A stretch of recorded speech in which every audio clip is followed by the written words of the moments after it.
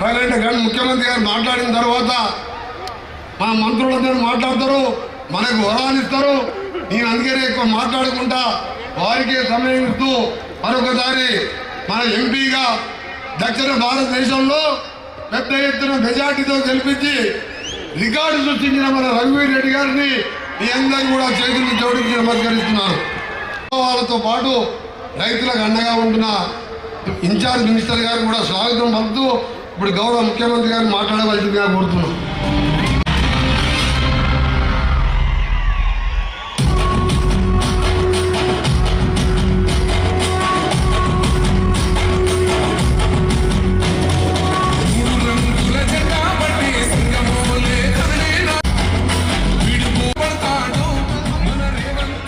ఒక కారు రాదా కింది మీద సరిగ్గా సంవత్సరం క్రితం డిసెంబర్ 7, 2023 నాడు శ్రీమతి సోనియా గాంధీ గారు, శ్రీ మల్లికార్జున్ ఖర్గే గారు, శ్రీ రాహుల్ గాంధీ గారు, శ్రీమతి ప్రియాంక గాంధీ గారు హాజరై హైదరాబాదు నడిబొడ్డున ఎల్బీ స్టేడియంలో మిట్ట మధ్యాహ్నం లక్షలాది మంది తెలంగాణ బిడ్డల కాంగ్రెస్ పార్టీ కార్యకర్తల ఆశీర్వాదంతో గడ్డ మీద ఈరోజు మనం ఈ కార్యక్రమాన్ని జరుపుకుంటున్నాం. మిత్రులారా, జూన్ 2, 2014కు ఎంత ప్రాధాన్యత ఉందో డిసెంబర్ 7, 2023 కావచ్చు, డిసెంబర్ 7, 2024 కావచ్చు, అంతే ప్రాధాన్యత ఉంది. ఎందుకంటే ఉమ్మడి రాష్ట్రంలో సమైక్య పాలనలో ఆనాడు తెలంగాణ వివక్షకు లోనై ముఖ్యంగా నల్గొండ జిల్లాలో సాగునీటి ప్రాజెక్టులు ఫ్లోరైడ్ మహమ్మారిని తరమాలని ఉమ్మడి రాష్ట్రంలో ఎంత ప్రయత్నం చేసినా ఆనాడు సంపూర్ణమైన సహకారం అందలేదు. కానీ తెలంగాణ ఉద్యమానికి నాయకత్వం వహించడంలో నల్లగొండ గడ్డ ముందు బాగానే నిలబడ్డది. తొలి దశ తెలంగాణ ఉద్యమంలో ఆనాడు కొండా లక్ష్మణ్ బాపూజీ తన మంత్రి పదవికి త్యాగం చేసి మళ్ళీ తెలంగాణ రాష్ట్రం వచ్చే వరకు ఏ పదవిని నేను చేపట్టను అని పదవి త్యాగం చేసిన మహానుభావుడు ఆనాడు ఈ జిల్లా భువనగిరి ప్రాంతానికి ప్రాతినిధ్యం వహించాడు. ఆ తర్వాత మలిదశ తెలంగాణ ఉద్యమంలో ఉమ్మడి రాష్ట్ర మంత్రిగా ఉన్న మీ అభిమాన నాయకుడు కోమటిరెడ్డి వెంకటరెడ్డి గారు తెలంగాణ రాష్ట్రం కోసం, తెలంగాణ రాష్ట్రం వచ్చే వరకు నాకు ఈ మంత్రి పదవులు అవసరం లేదు, నా మంత్రి పదవి కంటే నాకు తెలంగాణ రాష్ట్రమే ముఖ్యమని ఆనాడు ఉమ్మడి రాష్ట్రంలో కోమటిరెడ్డి వెంకటరెడ్డి గారు మంత్రి పదవి త్యాగం చేసి మళ్ళీ తెలంగాణ రాష్ట్రం వచ్చిన తర్వాతనే ఇందిరమ్మ రాజ్యంలో ఈనాడు మంత్రి పదవి చేపట్టడం ద్వారా త్యాగం చేసిన పదవిని మళ్ళీ తీసుకోను అని చెప్పి వారు ఆదర్శంగా నిలబడ్డారు. వీరే కాదు, మలిదశ తెలంగాణ ఉద్యమంలో ఆత్మ బలిదానం చేసుకున్న అమరవీరుడు శ్రీకాంతాచారి ఈ ప్రాంతానికి చెందిన వాడే. ఈ నల్గొండ జిల్లా తెలంగాణ ఉద్యమంలో తొలి దశ మలిదశ తెలంగాణ ఉద్యమంలో ఈ నల్గొండ ప్రాంతం పోషించిన పాత్ర ఎవరు మర్చిపోలేని. అదే కాదు, ఎప్పుడు ఈ గడ్డ మీద కాలు పెట్టినా నల్గొండ గాలి పీల్చుకుంటే ఆనాటి సాయుధ రైతాంగ పోరాటమే గుర్తుకొస్తుంది. ఆనాడు నిజాంలకు వ్యతిరేకంగా రజాకర్ల అరాచకాలకు అడ్డంగా నిలబడి భూమి కోసం, భుక్తి కోసం, విముక్తి కోసం ఈ నల్గొండ గడ్డ మీద ఆడబిడ్డలు నడుం బిగించి ఒడిశేలలో రాళ్లు పెట్టి ఒడివడిగా కొడుతూ నిజాంలను దిగంతాలకు తరిమి కొట్టిన సాయుధ రైతాంగ పోరాటానికి నాయకత్వం వహించిన ఈ నల్లగొండ గడ్డ గాలి పీల్చుకుంటేనే ఆ ఉద్యమ స్ఫూర్తి వస్తుంది. అదే కాదు, అన్యాయం ఎదురైతే వీరోచితంగా పోరాటం చేసిన మల్లు స్వరాజ్యం, భీమిరెడ్డి నరసింహారెడ్డి, రావి నారాయణ రెడ్డి, ధర్మ భిక్షం లాంటి నాయకులు ఈ నల్లగొండ గడ్డ మీద నుంచే ప్రాతినిధ్యం వహించి సాయుధ రైతాంగ పోరాటం నుంచి ఎర్ర జెండా పోరాటం వరకు ఈ నల్లగొండ గడ్డ ముందు బాగాన నిలబడి పోరాటం చేసింది. తెలంగాణ ఉద్యమంలో తెలంగాణ రాష్ట్రం వస్తే తప్పకుండా నల్గొండ సమస్యలు పరిష్కారం అవుతాయి. ఆనాడు డాక్టర్ వైఎస్ రాజశేఖర రెడ్డి గారు ముఖ్యమంత్రిగా ఉన్నప్పుడు నల్గొండ జిల్లా నుంచి మంత్రులు ఉన్న పెద్దలు జానారెడ్డి గారు, శాసనసభ్యులుగా కోమటిరెడ్డి వెంకటరెడ్డి గారు తీసుకొచ్చిన ఎస్ఎల్బిసి ప్రాజెక్టు కావచ్చు, ఉదయ సముద్రం బ్రాహ్మణవెల్లి కావచ్చు, ఈ ప్రాంత ప్రాజెక్టులను పూర్తి చేసి తరతరాలుగా మిమ్మల్ని పట్టి పీడిస్తున్న ఫ్లోరైడ్ సమస్య, నల్గొండ జిల్లాలో మారుమూల తండాలలో ఉన్న పేదవాళ్ళు కూలి కోసం వెళ్ళాలంటే నడుమొంకర, కాళ్ళొంకర, చేతులొంకర ఉన్న బిడ్డల్ని వదిలి వెళ్ళలేక ఆ పిల్లలు బయటికి వెళ్తే వచ్చే ఇబ్బందులను దృష్టిలో పెట్టుకొని కన్న పిల్లల్ని కూడా మంచాలకు కట్టేసి కూలి పనులకు వెళ్తూ ఫ్లోరైడ్ మహమ్మారి బారిన పడ్డ ఈ నల్లగొండ మంచి తాగునీరు వస్తే ఈ ప్రాంతంలో కృష్ణానది జలాలు ప్రవహిస్తే మీ ఫ్లోరైడ్ సమస్య తీరుతుందని అనుకున్నారు. ఆ ఫ్లోరైడ్ సమస్యను తీర్చడానికి 44 కిలోమీటర్ల టన్నెల్ నిజంగానే కోమటిరెడ్డి వెంకటరెడ్డి గారు చెప్పినట్టు ఉత్తమ్ కుమార్ రెడ్డి గారి నాయకత్వంలో ఒకవేళ ఆనాడే తెలంగాణ రాష్ట్రంలో చంద్రశేఖరరావు గారు 10 సంవత్సరాలు ఎస్ఎల్బిసి టన్నెల్ 44 కిలోమీటర్లు, ప్రపంచంలోనే ఇంత పొడవైన టన్నెల్ ఎక్కడా లేదు. టన్నెల్ బోర్ మిషన్ ద్వారా అత్యంత అధునాతనమైన సాంకేతిక నైపుణ్యంతో ఆ టన్నెల్ను పూర్తి చేసి నల్గొండ జిల్లాకు దాదాపుగా 3.5 లక్షల ఎకరాలకు నీళ్లు ఇవ్వడమే కాకుండా 500 పైగా గ్రామాలకు తాగునీటిని ఇవ్వడం ద్వారా శాశ్వతంగా ఫ్లోరైడ్ మహమ్మారిని పాతి పెట్టాలి అని ఆనాడు ప్రణాళికలు సిద్ధం చేసింది. కోమటిరెడ్డి వెంకటరెడ్డి సొంత ఊరు సుఖేందర్ రెడ్డి గారి ఊరికి కూతవేటి దూరంలో ఉన్న బ్రాహ్మణవెల్లి ప్రాజెక్టును పూర్తి చేసి 1,00,000 ఎకరాలకు నీళ్లు ఇవ్వడం ద్వారా ఆ ప్రాంతాన్ని కూడా సస్యశ్యామలం చేయాలని ఉమ్మడి రాష్ట్రంలో వైఎస్ఆర్ నుంచి మంజూరు చేసుకున్న ప్రాజెక్టులు 10 సంవత్సరాల తెలంగాణ చంద్రశేఖరరావు పరిపాలనలో ఆ ప్రాజెక్టులు పూర్తి కాలేదు. ఉమ్మడి రాష్ట్రంలో సమైక్య పాలనలో జరిగిన అన్యాయం కంటే చంద్రశేఖరరావు గారి పరిపాలనలో నల్గొండ జిల్లా నిర్లక్ష్యానికి లోనైంది, అభివృద్ధిని నోచుకోలేదు. అందుకే మిత్రులారా, ఈరోజు డిసెంబర్ 7, 2024 మొదటి సంవత్సరం పూర్తి చేసుకుంటున్న సందర్భంలో మీ ఆశీర్వాదంతో నల్గొండ జిల్లాలో 12 అసెంబ్లీలలో 11 గెలిపించి 2 పార్లమెంట్లలో కుందూరు రఘువీర్ గారిని, చామల కిరణ్ రెడ్డి గారిని పార్లమెంటు సభ్యులుగా అత్యధిక మెజారిటీ, దక్షిణ భారతదేశంలోనే అత్యధిక మెజారిటీని ఇవ్వడం ద్వారా ఈ నల్లగొండ గడ్డ మీద 3 రంగుల జెండానే ఎగురుతుంది. మీ భుజాలు కాయలు కాసేలా ఈ జెండాను మోస్తాం, అవసరమైతే ఊపిరైనా వదులుతాం, కానీ కాంగ్రెస్ పార్టీ జెండాను వదలము అని నిరూపించిన వీర సైనికులు కాంగ్రెస్ పార్టీ కార్యకర్తలు ఈ నల్లగొండ గడ్డ మీద ఉన్నారు.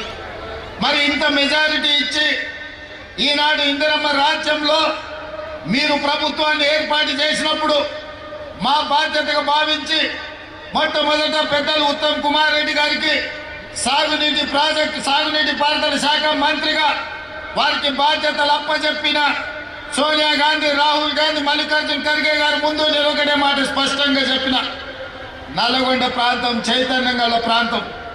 నల్గొండ ప్రాంత ప్రజలు చాలా మంచి వాళ్ళు.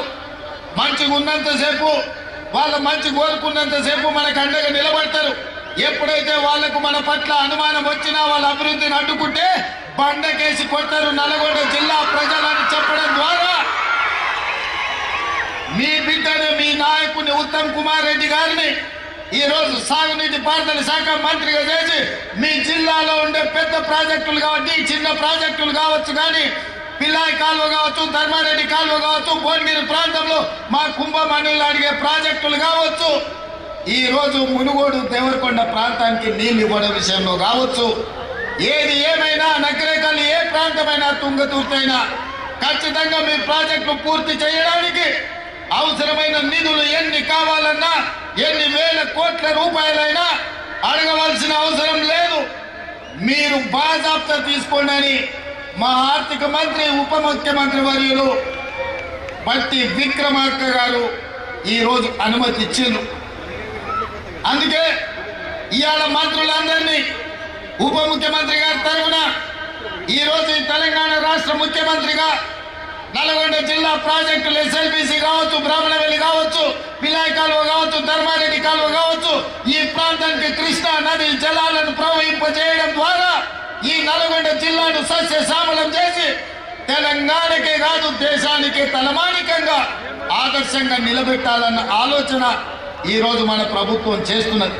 ఇదే కాదు, ఉత్తమ్ కుమార్ రెడ్డి గారు సాగునీటి పారుదల శాఖ మంత్రిగా, సివిల్ సప్లైస్ మినిస్టర్గా ఈరోజు బాధ్యత వహిస్తూ మేము ఆనాడు చెప్పినాం వరి పండించండి అని. గత ప్రభుత్వం చంద్రశేఖరరావు గారు అన్నారు, వరి వేసుకుంటే మీరు ఉరి వేసుకున్నట్టే వరి కొనుగోలు కేంద్రాలు మేము తెరవము, వరి కొనము, మేము మీరు వేసుకుంటే మీ కర్మ అని ఆనాటి ప్రభుత్వం చంద్రశేఖరరావు గారు అన్నారు. కానీ మేము అధికారంలోకి వచ్చిన తర్వాత సివిల్ సప్లైస్ మినిస్టర్ గా ఉత్తమ్ కుమార్ రెడ్డి గారితో మాట్లాడి ఈనాడు ఐకేపీ కేంద్రాలు 8,500 ఐకేపీ కేంద్రాలు తెలంగాణలో 4 మూలల తెరిపించడం ద్వారా వరి పండించండి, కనీస మద్దతు ధరనే కాదు 500 రూపాయల బోనస్ ఈ తెలంగాణ రాష్ట్ర రైతాంగానికి ఇస్తామని పిలిపించి నల్గొండ జిల్లాలో 5,12,000 ఎకరాల వరి పండించి రైతులు దేశానికి ఆదర్శంగా నిలబడ్డారు. అందులో 2,70,000 ఎకరాల సన్న వడ్లను నల్గొండ జిల్లా ప్రజలు పండించారు.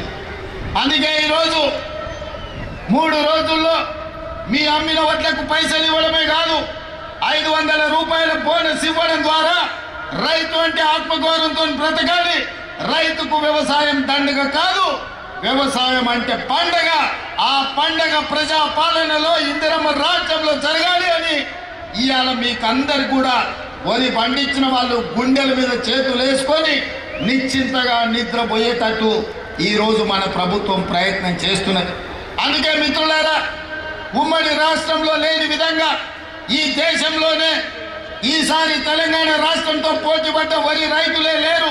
66 లక్షల ఎకరాలలో 1,53,00,000 మెట్రిక్ టన్నుల వరి ధాన్యాన్ని పండించి ఈ దేశం మొత్తం మీదనే తెలంగాణ మొదటి స్థానాన్ని సాధించింది.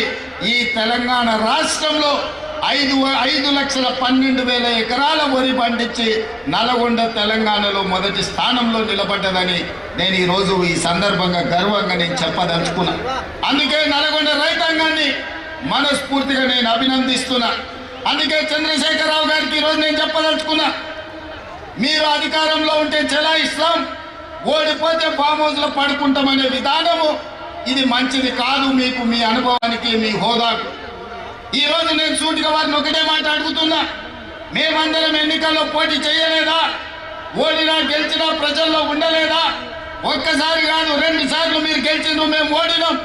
మీరు ముఖ్యమంత్రిగా ఉన్నప్పుడు ప్రధాన ప్రతిపక్ష నాయకుడిగా పెద్దలు జానారెడ్డి గారు నిరంతరం ప్రజల మధ్యలో ఉండి శాసనసభలో పాలక పక్షానికి సలహాలు సూచనలు ఇస్తూ ప్రభుత్వం చేసే తప్పిదాల మీద వారు సూటిగా పదులుగా ప్రభుత్వాన్ని నిలదీశారు. అదేవిధంగా మిత్రుడు బట్టి విక్రమార్క గారు మరొక 5 సంవత్సరాలు సిఎల్పి నాయకుడిగా మా ఎమ్మెల్యేలను మీరు గుంజుకున్నా, ముఖ్యమంత్రి ధైర్యంతో సిఎల్పి హోదాను మీరు తొలగించినా ఏ రోజు అధైర్యపడలేదు. ధైర్యంగా 5 మంది శాసనసభ్యులతో పంచ పాండవులలాగా అందులో కోమటిరెడ్డి రాజగోపాల్ రెడ్డిని కూడా ఎంబడి పెట్టుకొని మీతోని కొట్లాడి నెంబర్ కాదు సమస్యలను ప్రస్తావించడం ప్రతిపక్ష బాధ్యత అని ప్రజా సమస్యల మీద చట్టసభలలో మా సిఎల్పి నాయకుడు ఆనాడు బట్టి విక్రమార్క గారు మీ ప్రభుత్వం మీద పోరాటం చేయడమే కాదు మీ ప్రభుత్వానికి సలహాలు ఇచ్చింది. మరి ఈరోజు నేను చంద్రశేఖరరావు గారు అడుగుతున్నా, సంవత్సరం పూర్తయి మీరు ఎప్పుడైనా మీ ప్రతిపక్ష నాయకుడి పాత్ర పోషించిండ్రా? మీరు శాసనసభకు వచ్చిండ్రా? మీ అనుభవాన్ని ఎమ్మెల్యేగా, రాష్ట్ర మంత్రిగా, పార్లమెంట్ సభ్యుడిగా, కేంద్ర మంత్రిగా, తెలంగాణ రాష్ట్ర సమితి అధ్యక్షుడిగా, తెలంగాణ రాష్ట్ర ముఖ్యమంత్రి 10 సంవత్సరాలుగా మీకున్న అనుభవాన్ని, మీ వయసును తెలంగాణ ప్రజల కోసం ఏ ఒక్క రోజైనా వినియోగించిందా మీరు ఆలోచన చేయండి, ఆత్మ పరిశీలన చేసుకోండి. చంద్రశేఖర్ రావు గారు ఇంత అనుభవాన్ని 40 సంవత్సరాల ప్రజా జీవితంలో 4 కోట్ల ప్రజలు మీకు అండగా నిలబడి మిమ్మల్ని మోస్తే ఈ రోజు ప్రతిపక్ష పాత్ర, శాసనసభలో ప్రతిపక్ష కుర్చీ ఖాళీగా ఉండడం, ఈ తెలంగాణ సమాజానికి ఏమి సమాధానం చెప్తారు మీరు అని అడుగుతున్నా. ఇవాళ నేను ఒకటే సూచన చేయదలుచుకున్నా, గెలిస్తే ఉప్పొంగిపోవడం, ఓడిపోతే కుంగిపోవడం, కుంగిపోయి ఫామ్ హౌస్లో పడిపోవడం మీ స్థాయికి, మీ గౌరవానికి తగ్గదు. ఓటమి మేము చూసినాం. ఎమ్మెల్యేగా నేను ఓడిపోయినా, ఎమ్మెల్యేగా వెంకన్న ఓడిపోయిండు. కానీ ప్రజాక్షేత్రం మొదలలే మళ్ళా పార్లమెంట్ ఎన్నికల్లో నిలబడి ప్రజా తీర్పు కోరినాం. మల్కాజ్గిరి నుంచి నేను, అదే విధంగా నల్లగొండ నుంచి వెంకన్న ఎంపీలుగా గెలిచి పార్లమెంటులో తెలంగాణ గళాన్ని వినిపించినాం.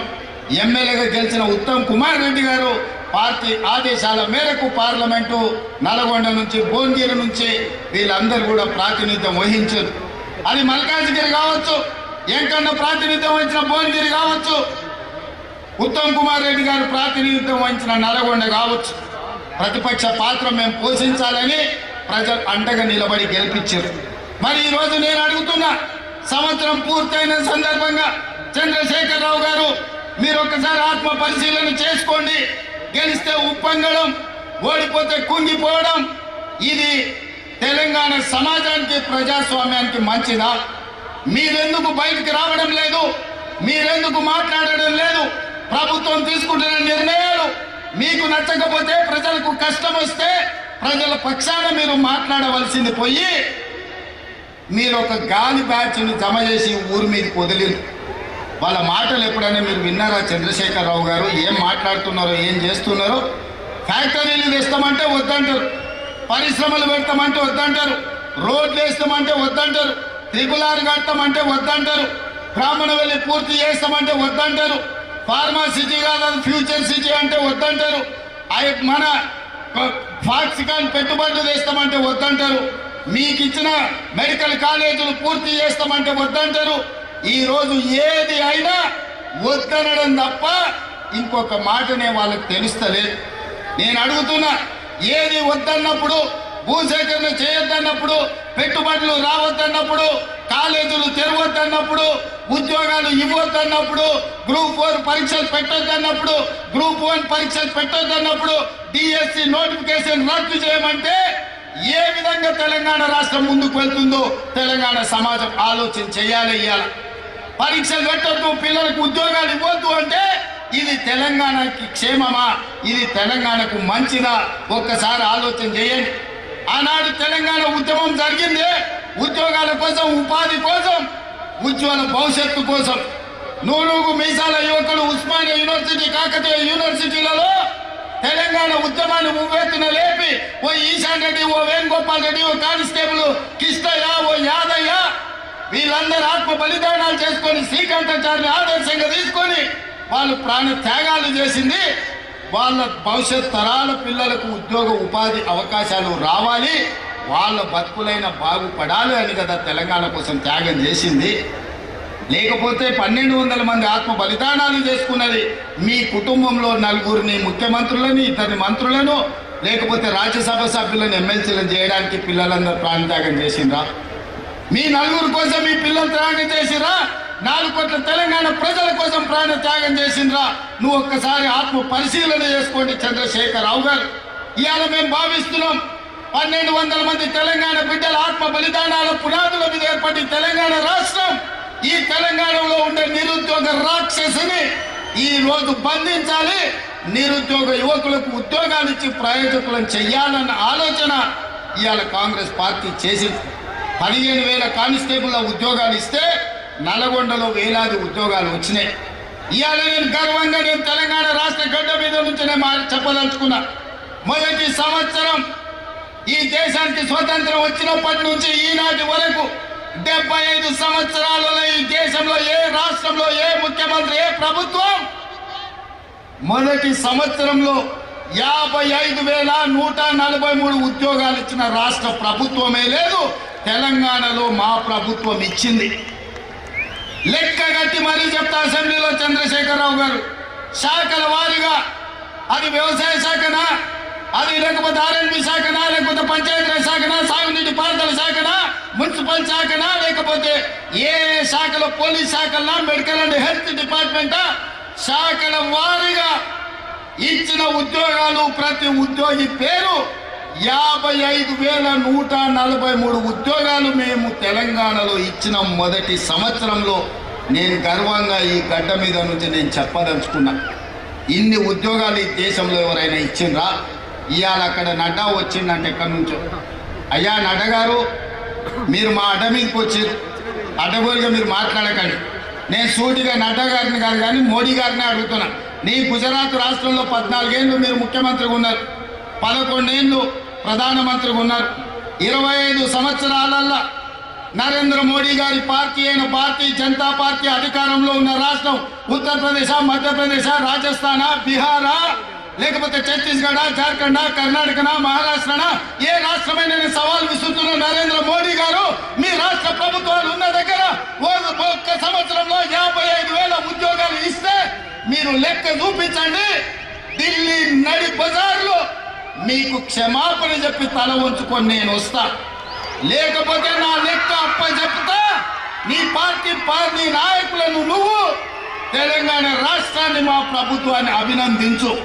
అప్పుడే ఈ దేశ ప్రధానమంత్రిగా మీ గౌరవం పెరుగుతుంది. ఏది పడితే అది మాట్లాడితే, ఎట్లా పడితే అట్లా మాట్లాడితే చెల్లదు. నడ్డా గారు, మీరు కూడా కేసీఆర్ లాగా తయారు కాకండి. కేసీఆర్ మాట్లాడి, బీఆర్ఎస్ వాళ్ళు మాట్లాడిన ప్రెస్ మీట్ల కాగితాలు తీసుకెళ్ళి ఈ రోజు ఈటల రాజేందర్, కిషన్ రెడ్డి గారు అవే నకలు కొడుతురు. పెద్దోళ్ళు చెప్పారు నకలు మారనేకే లియే భీ కుछ అక్కల్ रहना चाहिए అని. అందుకే కిషన్ రెడ్డికి, ఈటల రాజేందర్కి నేను చెప్తున్నా, మీరు మారుండయ్యా, మీరు ఆలోచన చేయండి. ఆ దొంగల సోపతి పట్టిరంటే మీరు కూడా దొంగల బండి ఎక్కుతారు, మీరు కూడా అటే పోతారు. ఈ దొంగల బండితో మీరు చేరిందంటే అంతో ఇంతో మీకున్న గౌరవం కూడా లేకుండా పోతుంది. అందుకే ఇవాళ నేను ఒక మాట చెప్పదలుచుకున్నా. రైతు రుణమాఫీ మొదటి సంవత్సరంలో 25,50,000 మంది రైతులకు 21,000 కోట్ల రూపాయలు 2 లక్షల వరకు వాళ్ళ ఖాతాలో వేసిన చరిత్ర మా ప్రభుత్వాన్ని. నేను సూటిగా నరేంద్ర మోడీ గారిని, కల్వకుంట్ల చంద్రశేఖరరావు గారికి సవాలు విసురుతున్నా. మీ అధికారంలో ఉన్న సమయంలో కావచ్చు, మీ రాష్ట్రాలలో కావచ్చు, ఒక్క సంవత్సరంలో 21,000 కోట్ల రూపాయలు 2 లక్షల రూపాయల రైతు రుణమాఫీ మీరు చేస్తే మా వ్యవసాయ శాఖ మంత్రి తుమ్మల నాగేశ్వరరావు గారు, మా ఉత్తమ్ కుమార్ రెడ్డి గారు, మా రెవెన్యూ మినిస్టర్ శ్రీనివాస్ రెడ్డి గారు, బట్టి విక్రమార్కతో సహా నేను వచ్చి మీకు క్షమాపణ చెప్తాం. మా చరిత్ర ఇది, నికాసైన లెక్క ఇది. మా ఆర్థిక మంత్రి ఎన్ని ఇబ్బందులు పడ్డారా, వానాడు అడ్డగోలుగా వాళ్ళు అప్పులు చేసి తెలంగాణ రాష్ట్రాన్ని దివాలా తీపించిన మా ఆర్థిక మంత్రి బట్టి విక్రమార్క గారు ఒక క్రమ పద్ధతిలో మొదటి సంవత్సరంలోనే 21,000 కోట్ల రూపాయలు 25,50,000 మంది రైతులకు రుణమాఫీ చేసి రుణం తీసుకున్న చరిత్ర మా చరిత్ర గురించి మీరు మాట్లాడతారా? కాంగ్రెస్ పార్టీ గ్యారంటీల గురించి మాట్లాడే అర్హత మీకున్నదాన్ని నేను ఈ సందర్భంగా అడుగుతున్నా. ఇదే కాదు, ఈనాడు ఆడబిడ్డలకు మేము ఈ ఒక్క నల్గొండ జిల్లాలో మా ఇంకన్నా చిట్టి రాసిస్తున్నాడు. 2,004 కోట్ల రూపాయలు ఒక్క నల్గొండలోనే రుణమాఫీ జరిగిందని. ఒక్క నల్గొండ ఉమ్మడి జిల్లాలో 2,000 కొత్త నల్గొండ జిల్లాలనే 2,004 కోట్ల రూపాయలు మేము ఒక్క జిల్లాలనే రైతులకు రుణమాఫీ జరిగిందని చెప్పి వెంకన్న లెక్కలు అందిస్తున్నాడు. పెద్ద ఎత్తున చప్పట్లు కొట్టండి మిత్రులారా. ఆ మోడీకి, నడ్డాకు కనీసము జ్ఞానోదయం కలిగని మన ప్రభుత్వం ఏం చేస్తుందో. ఇదే కాదు, ఉచిత కరెంటు, ఇండ్ల కన్నం, 24 గంటల ఉచిత విద్యుత్ వ్యవసాయానికని ఆనాడు 9 గంటలు ఇస్తానని రాజశేఖర రెడ్డి గారు చెప్పినప్పుడు ఆనాడు ఉచిత కరెంట్ ఇస్తే బట్టలు ఆరేసుకోవాలి తీగల మీద అన్నారు. కానీ అది తప్పని నిరూపించి రైతులకు ఆనాడు 9 గంటల ఉచిత కరెంటు కాంగ్రెస్ పార్టీ ఇచ్చింది. ఉచిత కరెంటు పేటెంట్ ఎవరిదయా? మనది కాదా? మనం కాదా ఈ దేశంలో కనిపెట్టింది? మన కాంగ్రెస్ ప్రభుత్వం కాదా? ఇందిరమ్మ రాజ్యము ఈ దేశంలోనే మొదటిసారి రైతులకు ఉచితంగా కరెంట్ ఇవ్వాలి, వాళ్ళని ఆదుకోవాలి, కరెంటు బిల్లులను మాఫీ చేయాలని మొదటి సంతకంతో వైఎస్ రాజశేఖర రెడ్డి గారు ఎల్బీ స్టేడియంలో 1200 కోట్ల రూపాయలతో పాటు రైతుల మీద ఉన్న వేలాది విద్యుత్ చౌర్యం కేసులను ఒక్క కలం పోటుతోనే ఎత్తేసింది డాక్టర్ వైఎస్ రాజశేఖర రెడ్డి గారు కాదా? ఆ ఆదర్శంగా తీసుకొని 24 గంటలు ఇచ్చిన ప్రభుత్వం ఈనాడు ఇళ్లలో కూడా 200 యూనిట్లు ఉచితంగా ఇవ్వాలి పేదవాళ్ళకని 50 లక్షల కుటుంబాలకు ఇవాళ విద్యుత్ శాఖ మంత్రి బట్టి విక్రమార్క గారు 50 లక్షల కుటుంబాలకు 200 యూనిట్లు ఈరోజు ఉచితంగా కరెంటు ఇస్తున్నమాట వాస్తవంగా కాదా? ఇవాళ ఆడబిడ్డలకు 1200 రూపాయల సిలిండర్ అయి రూపాయి జమ చేసి మా అక్కలు జమ చేసుకుంటే మోడీ వచ్చి ఎత్తుకపోతున్నాడు. మోడీ ఎత్తుకపోతున్నాడు, ఎట్లా ఆదుకోవాలని ఆలోచన చేస్తే సోనియమ్మ చెప్పింది 500కే నువ్వు ఇయ్యాలి. ఇవాళ ఆడబిడ్డలకు 500 రూపాయలకే సిలిండర్ ఇస్తున్న శాఖ మీ నాయకుడు ఉత్తమ్ కుమార్ రెడ్డి గారు నిర్వహిస్తలేరా? ఆడబిడ్డలకు 500 సిలిండర్ మా తెలంగాణ రాష్ట్రంలో మేము ఇస్తలేమా? రాజీవ్ ఆరోగ్యశ్రీ ఆనాడు మేము 2 లక్షల రూపాయలతో మొదలు పెడితే చంద్రశేఖరరావు గారు వచ్చి దాన్ని నిర్వీర్యం చేసి మనం వచ్చినాక మొదటి 2 రోజులే డిసెంబర్ 9 నాడు 7 అధికారం చేపడితే 9 నాడే 10 లక్షల రూపాయలు రాజీవ్ ఆరోగ్యశ్రీ పథకాన్ని పెంచి పేదవాళ్ళ కార్పొరేట్ వైద్యాన్ని అందించి ఇలా పేదవాడిని కుటుంబ సభ్యులుగా భావించి అపోలో యశోద ఎక్కడికెళ్ళిన 10 లక్షల రూపాయలతో మీ కుటుంబాలకు ఇవాళ ఉచిత వైద్యాన్ని అందించింది మన ప్రభుత్వం కాదా? అదేవిధంగా ఇవాళ పాఠశాలల్లో ప్రమోషన్లు రాక టీచర్లు బదిలీలు లేక ఉంటే 35,000 మంది టీచర్లను బదిలీ చేయడమే కాదు 21,000 మంది టీచర్లను ప్రమోషన్లు ఇచ్చి ఇవాళ వాళ్ళ ఫుడ్ ఛార్జెస్ కాస్మెటిక్ ఛార్జెస్ 40% పెంచి ఇవాళ ఈ రాష్ట్రాన్ని విద్యార్థులను ఆదుకోవాలని 26,000 స్కూళ్ళల్లో 31 లక్ష విద్యార్థులకు ఇవాళ అన్ని రకాల వసతులు అందించాలని ఒక ప్రక్షాళన చేసి సమూలమైన విధానాన్ని తీసుకొచ్చి ఇవాళ విద్యార్థులను మన ప్రభుత్వం ఆదుకోలేదా అని నేను అడుగుతున్నా. ఇవాళ ఇవన్నీ విద్యార్థులే కాదు, ఈరోజు హోంగార్డ్స్ కానీ పోలీసులు కానీ వాళ్ళ సమస్యలను పరిష్కరించి ఆత్మగౌరవంతో బ్రతికే విధంగా పోలీసులకు స్వేచ్ఛనిచ్చింది మన ప్రభుత్వం కాదా? ఇవాళ అందుకే మన ప్రభుత్వం వచ్చిన తర్వాత మనం పనిలో మునిగిపోయినాం, ప్రచారం చేసుకోలే. మీరేమో అన్నలు వెంకన్న మంత్రి అయ్యిండు, రేవంత్ అన్న ముఖ్యమంత్రి అయ్యింది, మన పని అయిపోయిందని మీరు కూడా దావతులు అక్కడ ఇక్కడ చుట్టాలు ఇంత పొట్టి తిరుగుతున్నారు పెళ్ళిళ్ళు పేరంటాలని. మేమేమో రోజుకు 18 గంటలు పని చేసుకుంటున్నాం. అవతల వాడు పెళ్లి పని మీద ఉన్నాడు అంట అటు ఇటు దావతుల మీద తిరిగేటోడు దావతుల మీద తిరిగిన వాళ్ళు ఇవాళ సోషల్ మీడియాలో అడ్డగోలుగా ఏది పడితే అది ప్రచారం చేస్తూ వాటిని తిప్పి కొట్టక మనం వెనుకబడ్డట్టు అనిపించింది. అందుకే ఇవాళ కార్యకర్తలు నేను అడుగుతున్నా, ఈ తెచ్చిన ప్రభుత్వాన్ని నిలబెట్టుకున్న బాధ్యత మనం చేస్తున్న పనులు చెయ్యని మనం చెప్పం. కేసీఆర్లకు దళితులు ముఖ్యమంత్రులు చేస్తామనో, దళితులకు 3 ఎకరాల భూమి ఇస్తామనో ఇట్లాంటి హామీలు మనం ఇయ్యలేదు, ఇవాళ మనం చెప్పిన ప్రతి పని మనం చేస్తున్నాం. ఇవాళ కేవలం రైతులకు వ్యవసాయానికి ఈ మొదటి సంవత్సరంలో 55,000 కోట్ల రూపాయలు ఈరోజు రైతులకు ఇచ్చినాం.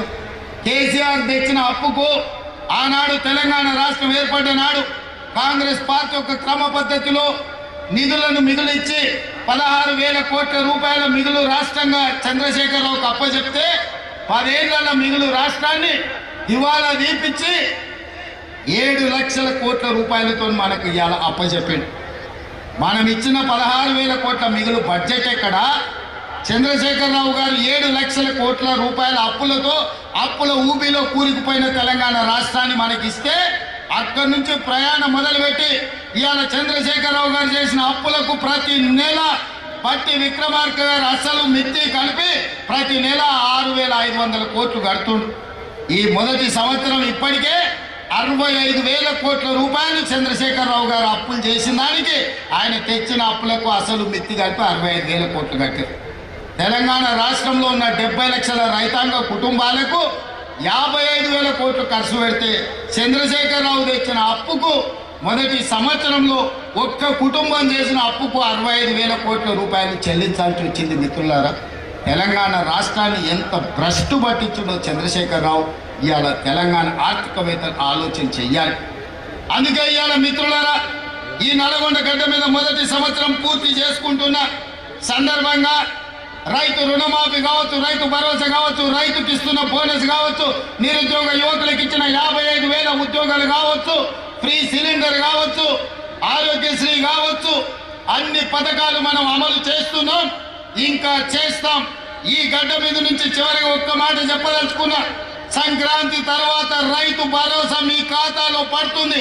వాడో వీడో ఏదో చెప్తే ఎవరి మాట వినకండి. ఆనాడు ఒట్టేసి చెప్పిన రుణమాఫీ చేస్తా అని చేసి చూపించిన ఇవాళ మళ్ళీ మీకు చెప్తున్నా, తెలంగాణ రైతాంగానికి నల్గొండ గడ్డ మీద నుంచి మాట ఇస్తున్నా. సంక్రాంతి పండుగ తర్వాత మీ ఖాతాలలో రైతు భరోసా గలగల పడుతుంటే బీఆర్ఎస్ గుండెలు లబడబ కొట్టుకోవాలి. అదే విధంగా నల్గొండ రైతాంగానికి, తెలంగాణ రైతాంగానికి విజ్ఞప్తి చేస్తున్నా, సన్నాలే పండించండి. సన్నాలకు 500 రూపాయల బోనస్ ఇచ్చి మీ పంట కొనే బాధ్యత, చివరి గింజ వరకు కొనే బాధ్యత మన ప్రభుత్వం తీసుకుంటుంది. మీ బోనస్ మీ ఖాతాలో పడుతుంది. ఎవడు ఎన్ని చెప్పినా నమ్మకండి. మీరు నమ్మకంగా సన్నాలు పండించండి. ఆ సన్నాలు మీరు పండించిన సన్నాలే రేషన్ షాపుల్లో పేదోళ్ళకి సన్న బియ్యం ఇస్తాం. హాస్టళ్లలో ముఖ్యంగా SC, ST, BC, minority Kasturba పాఠశాలల్లో మధ్యాహ్న భోజన పథకానికి సన్న బియ్యంతోనే పేదోళ్ళ బిడ్డలకు అన్నం పెట్టే బాధ్యత ఈ ప్రభుత్వం తీసుకుంటుంది. తెలంగాణ గడ్డ మీద, తెలంగాణ నేలలో పండించిన తెలంగాణ సన్నాలే మన బిడ్డలకు బుక్కెడు బువ్వ పెట్టాలి. సన్నాలు పండించండి. 500 బోనస్ ఇచ్చే బాధ్యత ఈరోజు తెలంగాణ రాష్ట్ర ప్రభుత్వం తీసుకుంటుంది అని చెప్పి మీ అందరికీ నేను చెప్పదలుచుకున్నా. అదేవిధంగా ఎంకన్నా కాగితాలు ఆడ పెట్టిండు, చెప్తూనే ఉండు, కాగితాలు ఇస్తూనే ఉండు. ఇంకా డెంటల్ కాలేజ్ కావాలని ప్రాజెక్టుల గురించి. అదేవిధంగా ఎంకన్నా ఎంత స్వార్థపరుడు అంటే, మేమిద్దరం నితిన్ గడ్కరీ దగ్గరికి పోయినాం, కేంద్ర మంత్రి దగ్గరికి. మాకు రోడ్లు ఇవ్వాలని, ఆయన రోడ్లు ఇచ్చే మంత్రి. మేము 2 అడిగినాం. నేనేమో రీజనల్ రింగ్ రోడ్ అడిగినా, ఇంకా నేనేమో నల్గొండకు అవుటర్ రింగ్ రోడ్ అడిగి. నితిన్ గడ్కరీ అన్నాడు ఏదో ఒకటి ఇస్తా అన్నాడు. ఎంబడే రీజనల్ రింగ్ రోడ్ కంటే ముందుగానే నల్గొండ అవుటర్ రింగ్ రోడ్ అడిగినా. నల్గొండ అవుటర్ రింగ్ రోడ్ 400 కోట్లకు అవుతుంది, రీజనల్ రింగ్ రోడ్ 35,000 కోట్లకు అవుతుంది. అయినా ఎంకన్నా నల్గొండను అభివృద్ధి చేయాలా అన్న పట్టుదలతో నల్గొండకు అవుటర్ రింగ్ రోడ్ ఆయన తెచ్చిన రీజనల్ రింగ్ రోడ్ మనం ఇవాళ వేసుకోవాలనుకుంటున్నాము. తప్పకుండా రీజనల్ రింగ్ రోడ్ కూడా మీ ఎంకన్న చేతుల మీదుగానే ఆనాడు వైఎస్ఆర్ ఉన్నప్పుడు అవుటర్ రింగ్ రోడ్ అయింది. ఈనాడు ఎంకన్న చేతుల మీదుగా కేంద్ర ప్రభుత్వం నుంచి రీజనల్ రింగ్ రోడ్ తీసుకొచ్చి అభివృద్ధి చేసే బాధ్యత ఈరోజు మన ప్రభుత్వం తీసుకుంటుంది. ఎయిర్పోర్ట్ కు కూతవేటు దూరంలో ఫ్యూచర్ సిటీ కట్టడం ద్వారా ఒక గొప్ప నగరాన్ని హైదరాబాద్ నిజాంలు కుతుబ్ షాయిలు కట్టిండ్రు, సికింద్రాబాద్ ను నిజాం బ్రిటిషర్స్ కట్టిండ్రు. అదే విధంగా సైబరాబాద్ ని చంద్రబాబు నాయుడు, రాజశేఖర రెడ్డి గారు కట్టిండ్రు. ఇవాళ 4th సిటీని మీ అన్నగా, మీ తమ్ముడుగా 4th సిటీని కట్టే బాధ్యత ఆ సిటీ ఫ్యూచర్ సిటీ అవుతుంది. 50,000 ఎకరాల కొత్త నగరాన్ని నిర్మించుకొని ప్రపంచంలో ఉండే పెట్టుబడులను అక్కడికి తీసుకొచ్చి మన నిరుద్యోగ యువకులకు, ఇంజనీర్లకు, లాయర్లకు, డాక్టర్లకు ఉద్యోగ ఉపాధి అవకాశాలు కల్పించే బాధ్యత ఈరోజు మన ప్రభుత్వం తీసుకుంటుంది. కొత్త నగరాన్ని నిర్మించుకోవడానికి ఎంకన్నా పక్క నుంచి మా మూసీ కథ ఏంది అంటున్నాడు, కాగితం మీద రాసిచ్చి నకలు చిట్టిస్తే ఏందో అనుకున్నా. ఇవాళ మీ కష్టాలు చూసే ఫ్లోరైడ్ ఒక పక్కన మీ ప్రాణాలు తింటుంటే, మీ బొక్కల్ని నడుచుకొని తింటుంటే అదేవిధంగా మూసి మీకు కాలుష్యం అయిపోయింది. మూసి ప్రాజెక్టు నేను చేసి మీకు కృష్ణా గోదావరి జలాలతో పాటు మూసి ఈసా నది నుంచి నీళ్లు తేవాలి, మీ పంటలు పండాలి, కాలుష్యం పోవాలి, చచ్చిన శవాలు, పశువుల కలేబరాలు కొట్టుకొస్తున్న మూసిని ప్రక్షాళన చెయ్యాలని ఇవాళ నేను ముందుకు వస్తే బీఆర్ఎస్ వాళ్ళు కట్టొద్దంటు. నల్గొండ ఆలోచన చేయాలి. ఈయన పక్కనే ఒక ఆయనకు ఒకటి ఇచ్చి ఏకలింగానికి, ఆ ఏకలింగాన్ని మీరు పోయి అడుగురు సూర్యాపేట పోయి, మూసి కట్టాలా వద్దా? మూసి వద్దంటే తీసుకొని పోయి అందులోనే ముంచండి ఏకలింగాన్ని. ఎందుకంటే తప్పిపోయిండు, అట్లనో ఇట్లనో ఎట్లనో. ఇవాళ ఈ మూసి ప్రాజెక్టు కట్టకపోతే నల్గొండలు ఎవరు బ్రతకలేని పరిస్థితి. వరల్డ్ హెల్త్ ఆర్గనైజేషన్ చెప్పింది మనుషులు జీవించలేని పరిస్థితులు నల్గొండ ప్రాంతంకు రాబోతున్నాయని.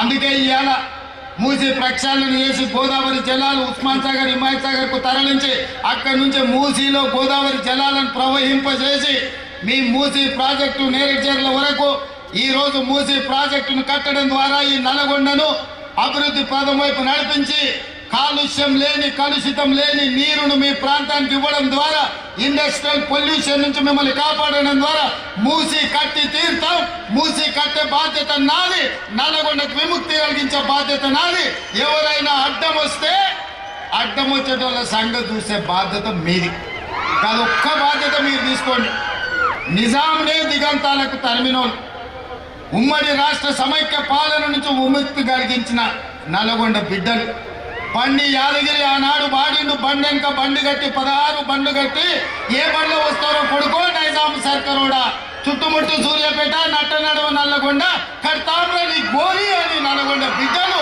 నిజాంకి గోరి కట్టిన బిడ్డలు మీరు ఇవాళ మూసి వద్దని అడ్డం బండేటోళ్లకు గోరి కట్టే శక్తి మీకే ఉంది మీరు అనుకుంటే ఎల్బీ నగర్ మహేశ్వరం ఇబ్రాహీంపట్నం ఉప్పల్ నియోజకవర్గాలు నల్గొండ బిడ్డలు దంచుకుంటే బీఆర్ఎస్ వాళ్ళ డిపాజిట్లు గల్లంత అవుతాయి మీరు కంకణం కట్టుకోండి నల్గొండ ప్రజలారా ఆలోచన చెయ్యండి మూసి కట్టాలన్నా వద్దా మూసి వద్దంటే ఆ మూర్ఖులు మిమ్మల్ని నిండా ముంచుతారు మూసి కట్టాలంటే వద్దన్నోళ్ళను మూసిలో ముంచండి అని మీ అందరికీ తెలియజేస్తూ మూసి కట్టే బాధ్యత నేను తీసుకుంటే ఎంత ఖర్చన్నా కానీ ఎన్ని కష్టాలన్నా రాని సోషల్ మీడియాలో ఎన్నైనా తిట్టండి ఎట్లా తిడుతురో మీరు చూసిరు కదా ఏదైనా ఏదైనా కట్టాలంటే ఎవరో ఒకరు కోల్పోవాలి కోల్పోయే వాళ్ళకి ఎవరైనా ఇష్టపడి మూసిలో బతుకుతారా మూసిలో ఎన్ని దోమలు ఉన్నాయో మీకు తెలియదా నల్గొండలో సిరీస్ ఫ్యాక్టరీ కలుషితం ఎట్లుండేనో మీకు తెలియదా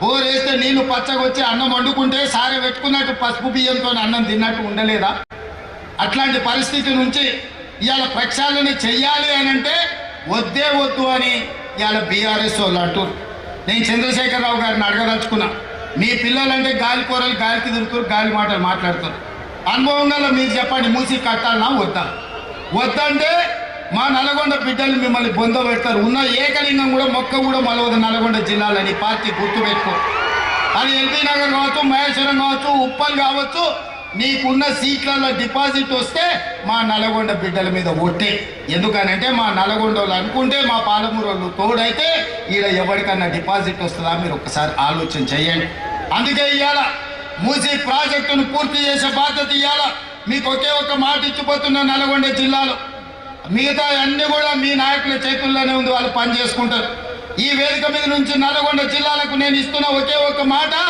మూసీ ప్రక్షాళన చేస్తాం మూసిని పునరుజ్జీవింపజేస్తాం మూసిలో కొట్టుకొచ్చే మనుషుల శవాలు పశువుల కళేబరాల నుంచి విముక్తి కలిగించి మీ వ్యవసాయానికి ఉపయోగపడే మీరు తాగడానికి పనికొచ్చే నీళ్లను గోదావరి నుంచి తరలించి నల్గొండ కృష్ణానదిలో కలిసే వరకు మూసి ఈసా గోదావరి జలాలను మీకు ఇచ్చే బాధ్యత నేను తీసుకుంటూ మీ అందరి దగ్గర సెలవు తీసుకుంటున్న మిత్రులారా మన జిల్లా అభివృద్ధి ప్రదాత రాష్ట్రంలో ఇరిగేషన్ ప్రాజెక్టులతో పాటు బియ్యం కొనుగోలులో ఉన్నవారందరికీ ఒడ్లు కొనాలన్నా మన ప్రియతమ నాయకులు ఉత్తమ్ కుమార్ రెడ్డి గారిని మాట్లాడవలసిందిగా సవినయంగా ప్రార్థిస్తున్నాను వారి కృషితోనే 24 గంటలు కష్టపడుతూ మనం మొదలుపెట్టి ఆగిపోయిన ప్రాజెక్టులని పూర్తి చేసిన వారికి ధన్యవాదాలు తెలుపుకుంటూ మీరెవ్వరు కూడా చెప్తున్నా మీటింగ్ స్టార్ట్ అయింది ఇప్పుడు మీరు ఇంకా బయట చాలా మంది ఉన్నారు హాఫ్ అన్ అవర్లో మీటింగ్ అయిపోతుంది అసలు మంత్రులు అసలు మన పైసలు ఇచ్చి ఆర్ఎన్బి రోడ్డు 1000 కోట్లు పెట్టుకున్నాం మన జిల్లాలో ఇవాళ మరో 200 కోట్లు ఇచ్చినాం పైసలు ఇచ్చే మంత్రి పేద ప్రజల బడుగు బరువుల ఆశాజ్యోతి మన డిప్యూటీ సీఎం గారు హెల్త్ మినిస్టర్ గారు ఇద్దరు మాట్లాడతారు ముందుగా మన ప్రియతమ నాయకులు మన జిల్లా నాయకుడే కాదు రాష్ట్ర నాయకుడు అని మాట్లాడవలసిందని కోరుతున్నాం ధన్యవాదాలు మీ అభిమాన నాయకుడు సభాధ్యక్షుడు రాష్ట్ర ఆర్ఎన్బి మంత్రి కోమటిరెడ్డి వెంకటరెడ్డి గారు గౌరవ రాష్ట్ర ముఖ్యమంత్రి వర్యులు రేవంత్ రెడ్డి గారు గౌరవ రాష్ట్ర ఉప ముఖ్యమంత్రి వర్యులు బట్టి విక్రమార్క గారు, కౌన్సిల్ చైర్మన్ గౌరవనీయులు సుఖేందర్ రెడ్డి గారు, జిల్లా ఇన్ఛార్జ్ మంత్రివర్యులు పెద్దలు తుమ్మల నాగేశ్వరరావు గారు, ఈరోజు నల్గొండ జిల్లాలో